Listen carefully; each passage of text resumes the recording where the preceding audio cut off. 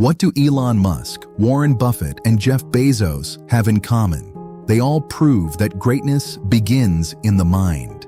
But this isn't just for billionaires. Today's story reveals how a beggar transformed his life and became a businessman just by changing his thinking. At a crowded train station in the heart of the city, people hurried by with briefcases and luggage, their footsteps echoing through the noise. Yet, in the middle of all this chaos, no one noticed the man sitting quietly in a dark corner. His clothes were torn and faded, his hair was messy, his face lined with fatigue, and his eyes carried the exhaustion of a lifetime.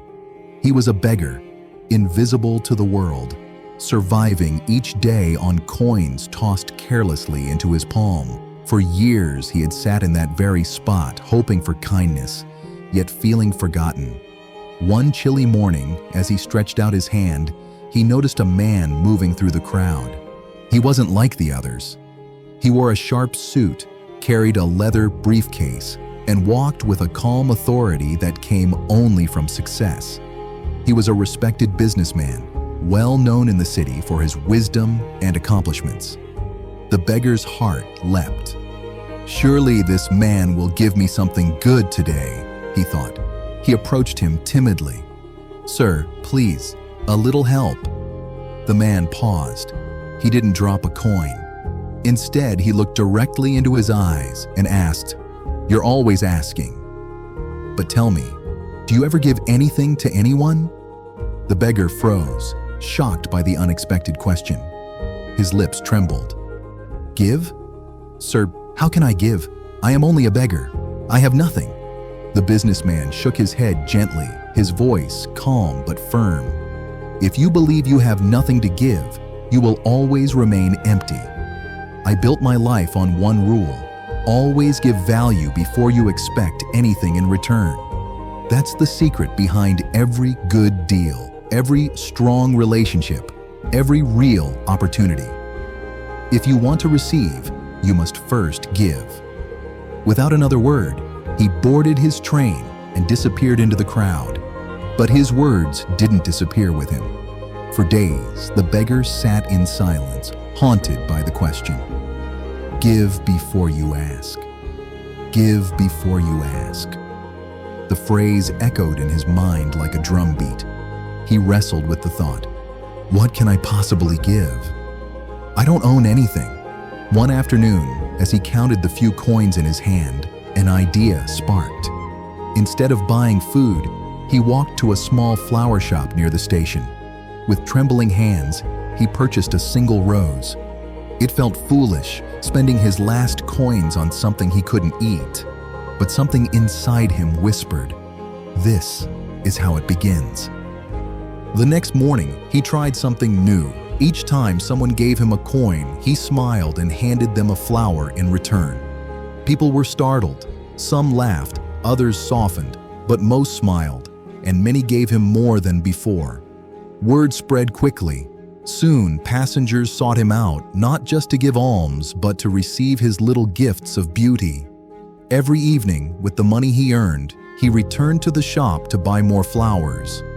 Days turned into weeks. He no longer felt invisible. Each flower he gave away restored a little of his dignity, a little of his purpose, and slowly, something inside him began to change. No longer did he see himself as a beggar waiting for coins. One quiet night, as he gathered his basket and looked at the few roses left, he whispered to himself with fierce determination, "I am not a beggar. I am a businessman, and one day I will be rich." Then came the turning point. One evening, he gathered enough courage to approach the shopkeeper.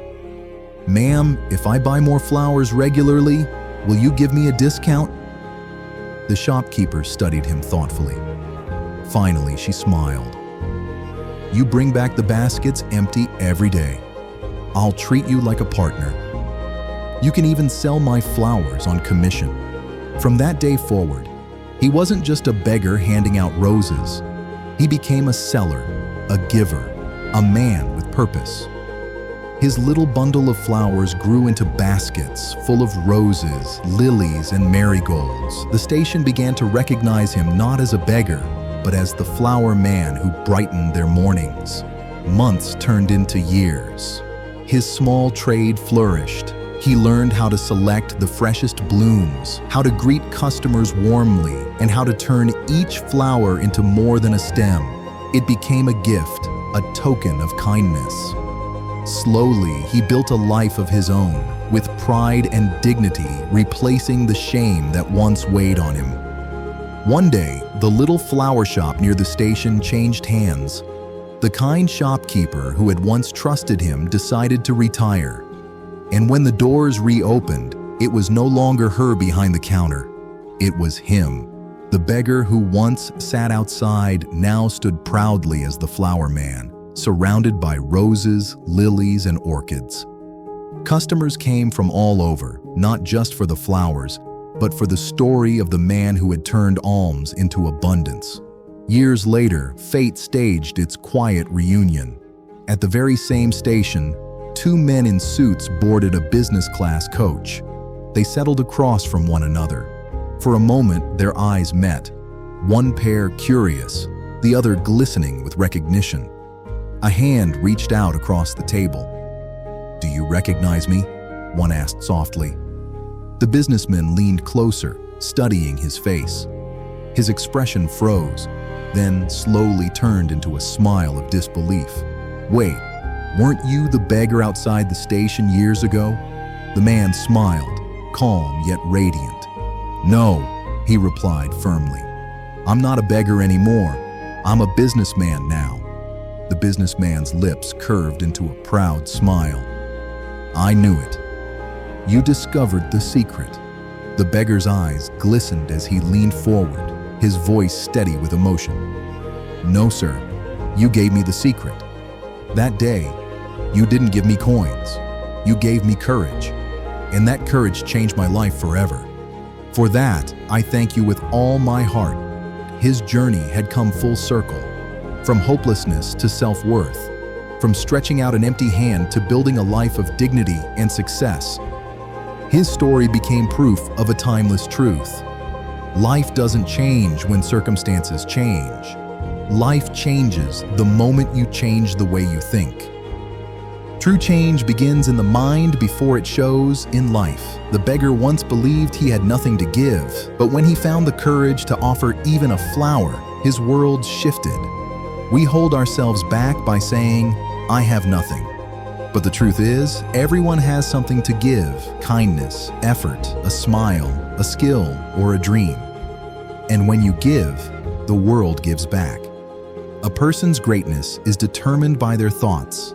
If thoughts create destiny, then failure comes only when we refuse to change the way we think.